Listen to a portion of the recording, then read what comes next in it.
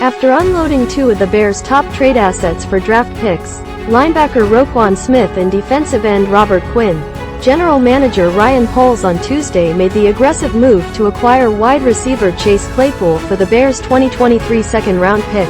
Claypool, 24, was a second-round pick by the Steelers in 2020.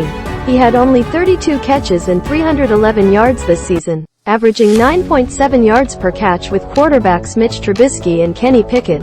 With Ben Roethlisberger in 2020-21, Claypool averaged 14.3 yards per reception. Claypool does not have a 1,000-yard receiving season. He did catch 9 touchdown passes as a rookie. This season, he's been vocal about the offense's struggles at times. Chase Claypool on the offense. The Bears still have the Ravens' second-rounder, acquired in the Smith trade, but clearly thought highly enough of Claypool to forego their second-rounder, which is likely to be a pretty valuable draft slot. Go deeper. Bears trade Roquan Smith. Why GM Ryan Poles made the move, and who's next? The Athletic's Adam Jahns and Kevin Fishbain offer their immediate analysis to the trade.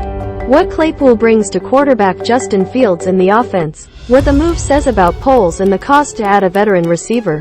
Jahns, well, how about that? With the extra second-round pick, Poles turned into a deadline buyer, not a seller.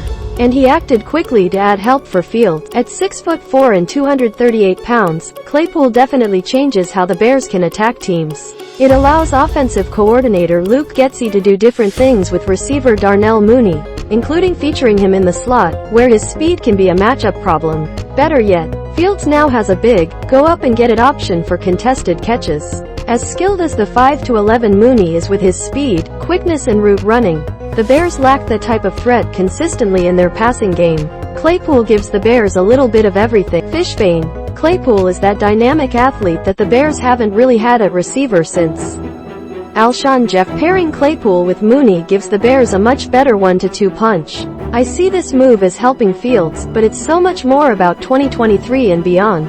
I think we can agree that Mooney is in the Bears' plans moving forward. The best option Poles had before this trade was to hope to draft a top-flight wideout. Now he gets a known commodity in Claypool. Yes, there's some projection that Claypool will be worthy of being a cornerstone who gets an extension, but who else could the Bears have added at receiver?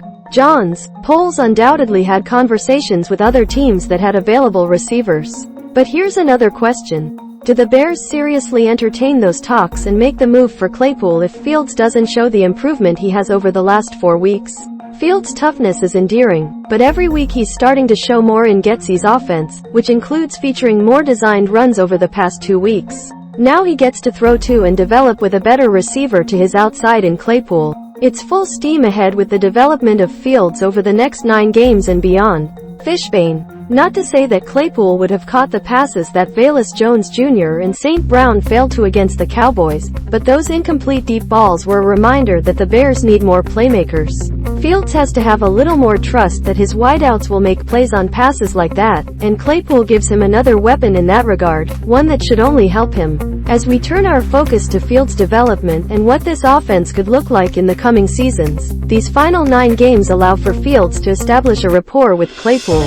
Here's the $100 million question though. Jahns, especially as we expect Claypool to be in line for a big contract next offseason. Is the Bears' second-round pick too rich for someone who has never had 1,000 yards receiving? Jahns, you can make that argument, but at least Claypool has an agent to deal with for that next deal. But if you're going to invest in Fields, that includes paying receivers around Fields more, too.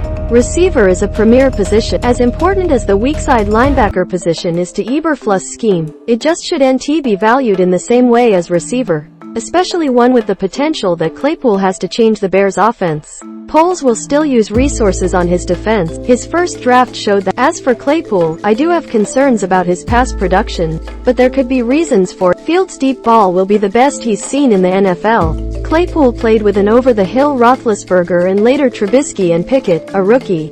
Fishbain, this is 2022, or maybe 2023 in Poles' mind. You spend your money at wide receiver, edge rusher, corner and quarterback. Poles came from Kansas City, where he saw the impact of a player like Tyreek Hill. There's certainly going to be pressure on Claypool to perform at a high level considering the cost, draft capital and cash, but this is the position where you want to allocate big resources. I referenced Marshall and Jeffery earlier, and the best Bears offense we've seen in a long time was when those two were catching passes in 2013. Next up are Mooney and Claypool, the Bears hope. Yes, maybe you'd prefer to use a first or second round pick on a dynamic receiver who is then on a rookie contract instead of Claypool, who is short on accolades, but the Bears have tape on Claypool. They have an idea of what they're getting, and that's a gamble they want to make.